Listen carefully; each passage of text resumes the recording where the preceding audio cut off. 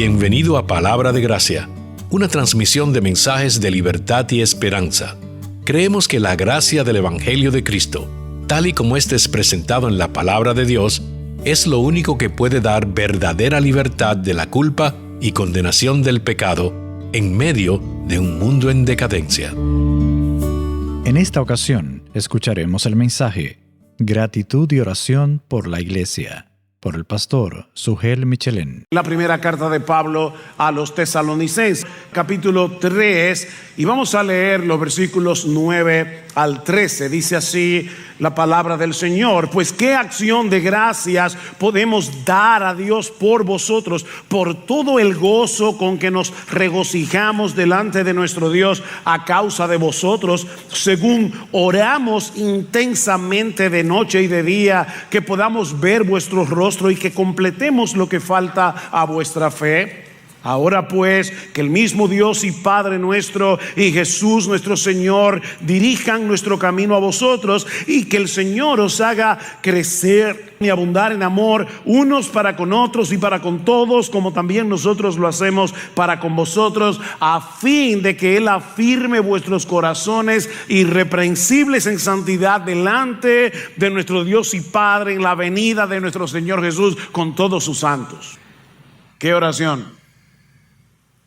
Recuerden el contexto. Pablo y su equipo misionero tuvieron que salir apresuradamente de Tesalónica después de establecer la iglesia allí, debido a la persecución que se levantó contra ellos. Ante la imposibilidad de regresar a la ciudad y preocupado por estos nuevos creyentes, Pablo decide quedarse solo en Atenas y enviarles a Timoteo para que animara a estos hermanos y también para enterarse de su condición.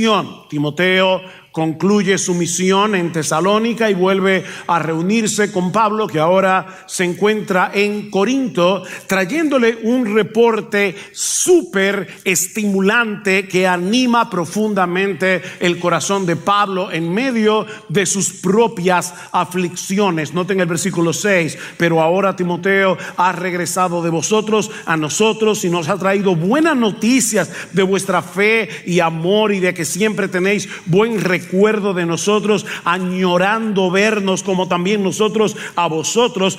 Por eso, hermanos, en toda nuestra necesidad y aflicción fuimos consolados respecto a vosotros por medio de vuestra fe, porque ahora sí que vivimos si vosotros estáis firmes en el Señor.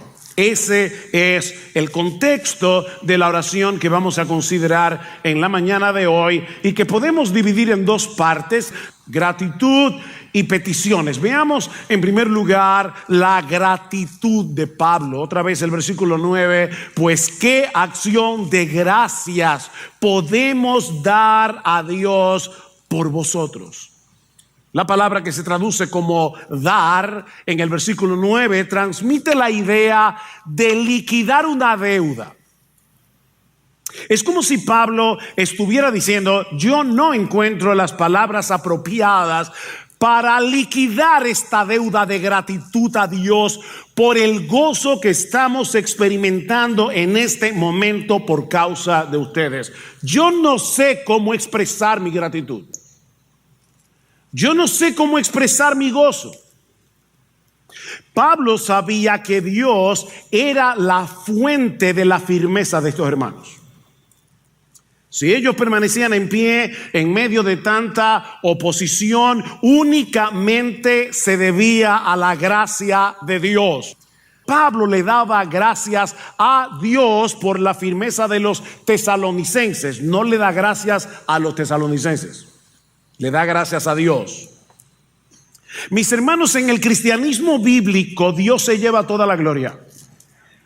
¿Cómo tú distingues que una doctrina realmente es sana? Bueno, una de las primeras cosas que hace la sana doctrina es que le da a Dios toda la gloria. Ustedes nunca van a escuchar un himno alabando el libre albedrío.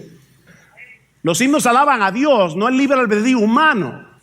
La gloria es de Dios. Por todo, mis hermanos, si los misioneros tuvieron el valor de ir a Tesalónica y predicar el evangelio en medio de tanta oposición, no era para darle gloria a los misioneros, sino a Dios, que les dio el valor de hacerlo. Noten lo que dice Pablo en el capítulo 2, porque vosotros mismos sabéis, hermanos, que nuestra visita a vosotros no fue en vano, sino que después de haber sufrido y sido maltratado en Filipos, como sabéis, tuvimos el valor. O sea, ya Pablo lo habían golpeado en Filipos.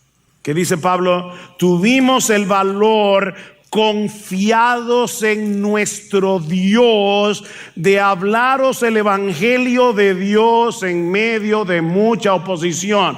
Dios se lleva la gloria. Y si los tesalonicenses creyeron, fue por el poder del Espíritu Santo obrando en ellos. ¿Qué dice el capítulo 1, versículo 5? Pues nuestro evangelio no vino a vosotros solamente en palabras, sino también en poder y en el Espíritu Santo y con convicción, como sabéis qué clase de personas demostramos ser entre vosotros por amor a vosotros, y vosotros vinisteis a ser imitadores de nosotros y del Señor, habiendo recibido la palabra en medio de mucha oposición, con el gozo del Espíritu Santo. Dios les dio el valor a los misioneros para que predicaran el evangelio. Dios obró en los tesalonicenses para que recibieran la palabra y creyeran en Cristo. Dios siguió obrando en ellos, sosteniéndolos en medio de todas las dificultades que estaban enfrentando por causa de su fe. Y Pablo está tan agradecido que al expresar su gratitud y al expresar su gozo, parece ser redundante. ¿Se dieron cuenta? En el versículo 10, capítulo 3, dice, versículo 9, pues qué acción de gracias podemos dar a Dios por vosotros, por todo el gozo con que nos regocijamos delante de nuestro Dios a causa de vosotros. Es como si dijera, por toda la alegría con la que nos alegramos por causa de ustedes. Mi hermano, ¿cuándo fue la última vez que tú experimentaste y expresaste en oración una gratitud y un gozo similar al de Pablo por tu iglesia? Mis hermanos, cuando no hacemos eso, estamos siendo ingratos con Dios, porque no estamos reconociendo la obra de su gracia en medio nuestro. Si tú estás esperando que esta iglesia llegue a ser perfecta para darle gracias a Dios por ella, tú nunca le vas a dar gracias a Dios por esta iglesia. Porque de este lado de la eternidad, esta iglesia nunca será perfecta. La iglesia en Tesalónica, por la que Pablo está dando esta gracia tan rebosante, no era una iglesia perfecta, pero Pablo tenía ojos para ver la gracia de Dios obrando en ellos, a pesar de la necesidad que todavía tenían de seguir creciendo. Percibir la obra de la gracia de Dios produce gratitud en el corazón. De nuevo, mi hermano, ¿cuándo fue la última vez que tú te quedaste sin palabras porque no sabías cómo darle gracias a Dios por la obra que evidentemente Él está haciendo en medio nuestro? Aunque todos deseemos más, mucho más. Lo que nos lleva a nuestro segundo encabezado. Ya vimos la gratitud de Pablo. Veamos ahora las peticiones y anhelos de Pablo. Versículo 10, según oramos intensamente de noche y de día, que podamos ver vuestro rostro y que completemos a lo que falta de vuestra fe. Hay dos cosas aquí, una petición y un propósito. ¿Qué es lo que Pablo le pide a Dios? Que le permita regresar a Tesalónica. ¿Con qué propósito? Para que completemos lo que falta a vuestra fe. En los versículos 11 al 13 vemos estas mismas peticiones, pero expresadas en forma de anhelo. En el versículo 11, Pablo expresa su anhelo de que el Señor dirija sus pasos para que pueda regresar a Tesalónica. En los versículos 12 al 13 expresa su anhelo para que ellos sigan creciendo espiritualmente. Ven, así que el versículo 10 y los versículos 11 y 13 expresan lo mismo, pero de dos maneras diferentes. Una petición o dos peticiones en forma de petición y de anhelo. Ok, primera petición. Pablo quiere regresar a Tesalónica, versículo 10. Según oramos intensamente de noche y de día, que podamos volver a ver vuestro rostro. Esta palabra que se traduce intensamente significa sobreabundantemente. De manera que la oración de Pablo era intensa y era continua. Era una oración intensa y continua, de noche y de día. ¿Y saben por qué Pablo estaba orando intensamente de noche y de día por esta petición? Porque él estaba consciente de que Satanás se había interpuesto en su camino para que él no pudiera regresar a Tesalónica. ¿Recuerdan el capítulo 2? El versículo 18, Pablo dice: ya que queríamos ir a vosotros, al menos yo, Pablo, más de una vez, pero Satanás nos lo ha impedido. Pablo está muy consciente de la guerra cósmica que se está librando para poder hacer la obra del Señor. Y ahora él le está pidiendo a Dios que despeje el camino, que quite de en medio todo obstáculo para que ellos puedan volver.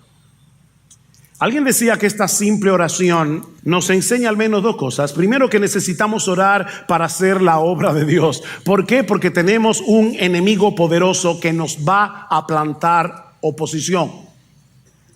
Pero este pasaje no solamente nos enseña, esta oración de Pablo, que nosotros tenemos un poderoso enemigo que nos va a plantar oposición, sino también que nosotros le servimos a un Dios todopoderoso que controla todas las cosas para su gloria y para el bien de su pueblo. Así que en medio de la oposición nosotros podemos y debemos orar a Dios, porque el cielo gobierna. El cielo gobierna.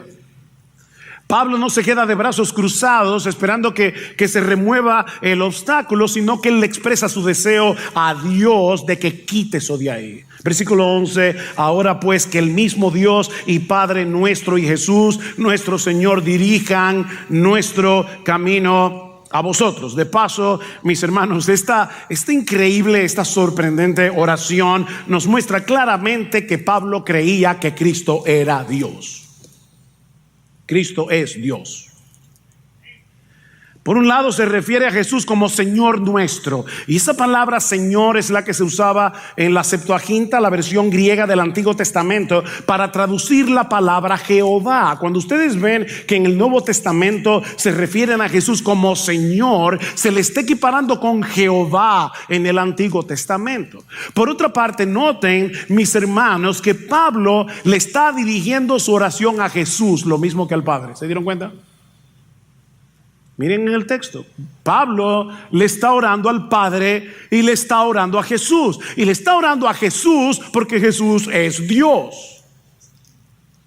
Pero lo más sorprendente de este texto es una aparente incoherencia gramatical. Déjenme leer el texto en la Reina Valera del 60, porque esta es la traducción más literal de este texto. Mas el mismo Dios y Padre nuestro y nuestro Señor Jesucristo dirija nuestro camino a vosotros. En el versículo 11, ¿cuántos sujetos hay en la oración? Hay dos. Sin embargo, el verbo está en singular, no en plural. Es como si yo dijera: espero que Juan, María y los niños venga a cenar esta noche.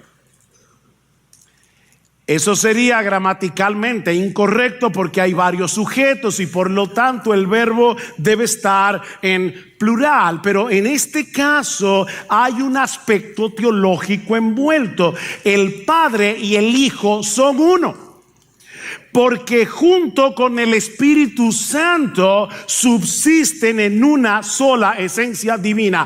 Tres personas distintas, pero un solo Dios. Es exactamente el mismo problema gramatical que encontramos en la segunda carta, en el capítulo 2. Vayan conmigo, por favor, al capítulo 2 de segunda a Tesalonicenses, y aquí la Biblia de las Américas sí lo tradujo correctamente. Y que nuestro Señor Jesucristo mismo, ahora Pablo cambió el orden. En el otro texto el Padre está primero, Jesús está después. Ahora Jesús está primero y el Padre después. Y que nuestro Señor Jesucristo mismo y Dios nuestro Padre, que nos amó. ¿Cómo debería decir que nos amaron? Segunda Tesalonicenses 2:16. Y que nuestro Señor Jesucristo mismo y Dios nuestro Padre, que nos amó, no que nos amaron, que nos dio consuelo eterno y buena esperanza por gracia, consuele vuestros corazones y os afirme en toda obra y palabra buena. Otra vez, varios sujetos, Jesús y el Padre, pero los verbos están en singular. Mis hermanos, últimamente hay un fuerte ataque en iglesias que se llaman evangélicas en contra de la doctrina de la Trinidad. Este ataque contra la Trinidad usualmente viene de esta manera. Hay una sola persona divina que a veces se revela como Padre, a veces se revela como Hijo, a veces se revela como el Espíritu Santo. Eso es una herejía. El Padre es Dios, una persona divina. El Hijo es Dios, otra persona divina. El Espíritu Santo es Dios, otra persona divina, pero solo hay un Dios, no tres dioses. Por eso Pablo está orando aquí a dos personas, a Jesús nuestro Señor y al Padre que dirija nuestro camino a vosotros. Mis hermanos, ¿por qué yo insisto en eso? Porque quiero cuidar vuestras almas, porque nadie puede ser salvo, nadie puede ser salvo si no cree que Jesucristo es Dios. Jesús dijo claramente: el que no honra al Hijo, no honra al Padre que lo envió. Primera de Juan: el que no tiene al Hijo no tiene al Padre. El que no honra al Hijo no honra al Padre. El que no le da gloria divina al Hijo no le da gloria divina al Padre, porque el Padre y el Hijo son uno. Así que, hermanos, en la gramática divina es correcto que Pablo le pida al Padre y al Señor Jesucristo que dirija su camino de vuelta a Tesalónica. ¿Respondió el Señor esta oración? Probablemente sí, porque Lucas nos dice en Hechos capítulo 20 que en el tercer viaje misionero Pablo regresó a Macedonia, que es la región donde se encuentra la ciudad de Tesalónica. Pero Dios tiene un propósito cuando parece que se dilata en responder nuestras oraciones, porque en este caso Dios usó esa separación para que hoy tengamos en nuestra Biblia las dos cartas que Pablo escribió a los tesalonicenses. Así que lo que Pablo no pudo hacer en persona, lo hizo en parte a través de sus cartas.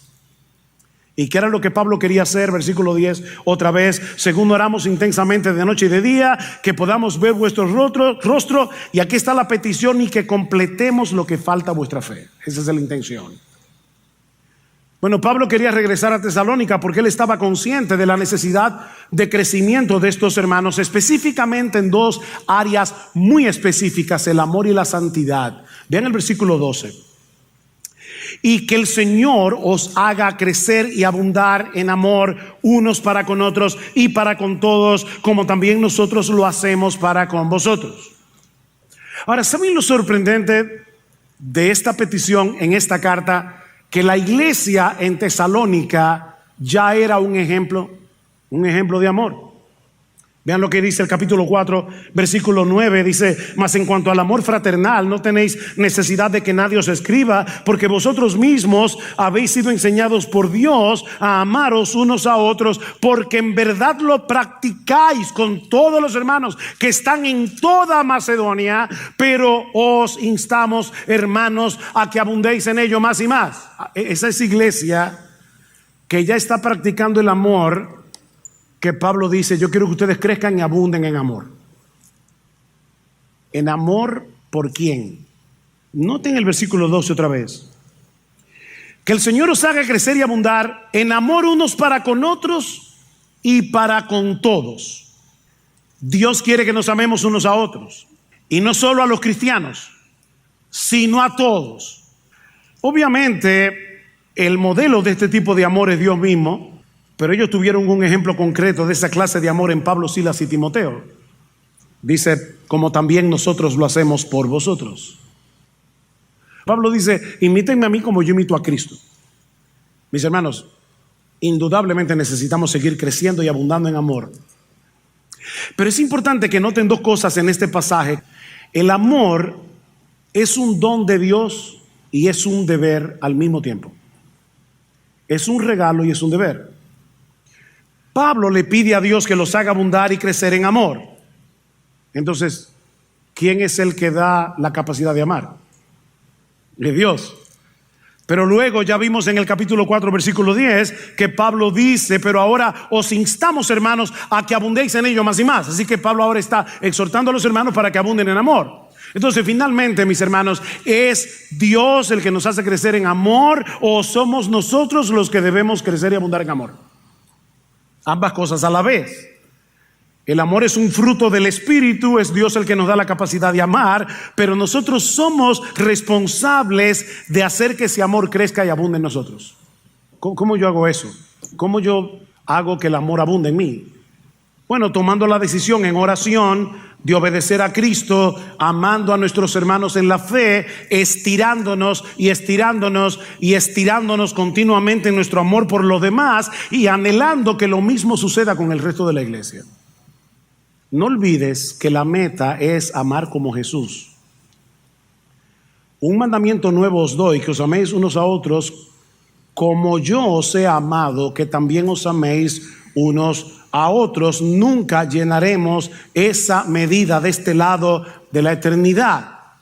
Pero ¿sabes lo que va a suceder al seguir avanzando hacia esa meta? Escuchen lo que dice Pablo en el versículo 13: a fin de que Él afirme vuestros corazones irreprensibles en santidad delante de nuestro Dios y Padre en la venida de nuestro Señor Jesús con todos sus santos. El medio de afirmar el corazón, el medio de crecer en santidad, es amarnos mutuamente. Ser santo no es otra cosa que parecerse cada vez más a Dios. Y Dios es amor.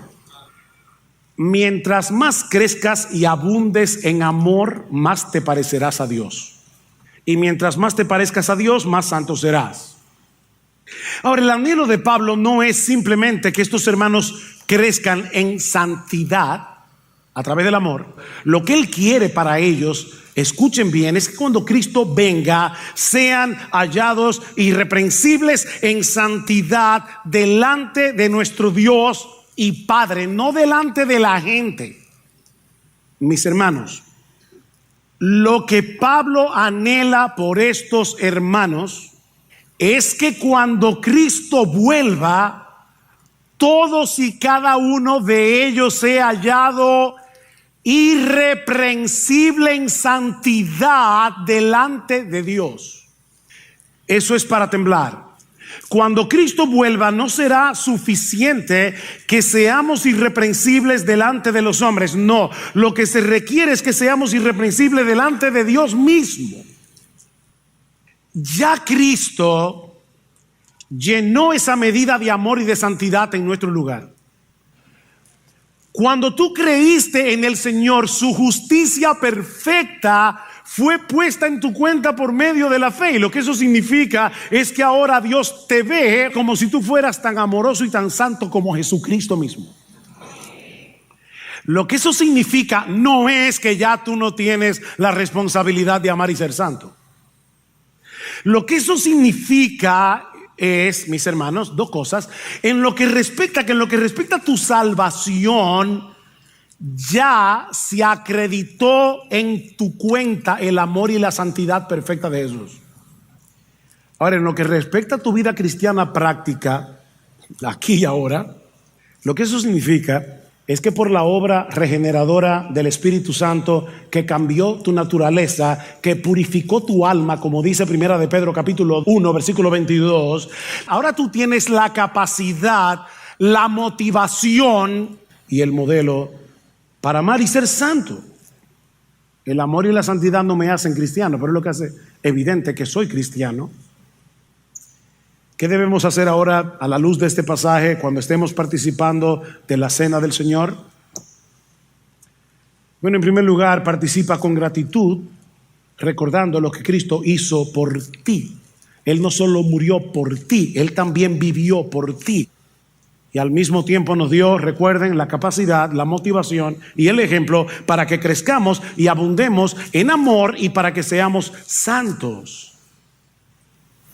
Recuerda lo que Cristo hizo por ti, que eso te impulse a estirarte en tu amor por otros. El amor de Cristo nos constriñe pensando esto, que si uno murió por todos, luego todos murieron y por todos murió para que los que viven ya no vivan para sí. Eso era cuando tú eras impío, sino para aquel que murió y resucitó por ellos.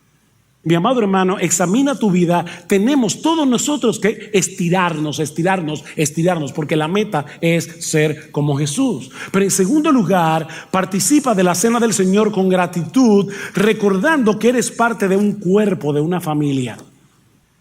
Sí, yo debo darle gracias a Dios por haberme salvado a mí, pero al mismo tiempo debo recordar que Cristo no solo murió por mí.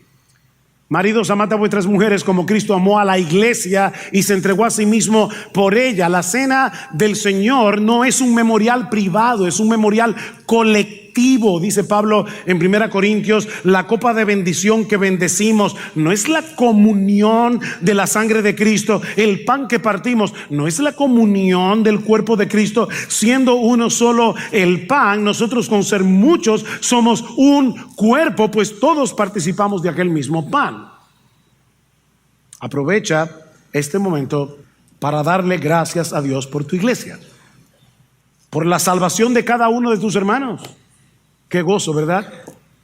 Que en el cielo vamos a estar juntos.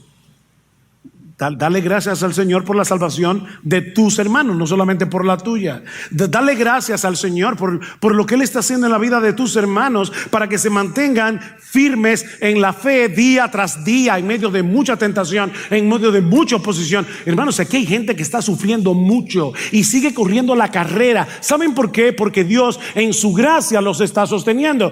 Cuando participemos de la cena, como somos una familia, vamos a darle gracias a Dios por eso. Y al mismo tiempo, exprésale a Dios tu anhelo de que todos y cada uno de los miembros de esta iglesia local, incluyéndote a ti, obviamente, sigamos creciendo y abundando en amor, rebosando en amor, estirándonos, a fin de que Él afirme vuestros corazones irreprensibles en santidad delante de nuestro Dios y Padre en la venida de nuestro Señor Jesús con todos sus santos. Gracias por escuchar su espacio Palabra de Gracia. Si desea este y otros mensajes, visite nuestra página radioeternidad.com.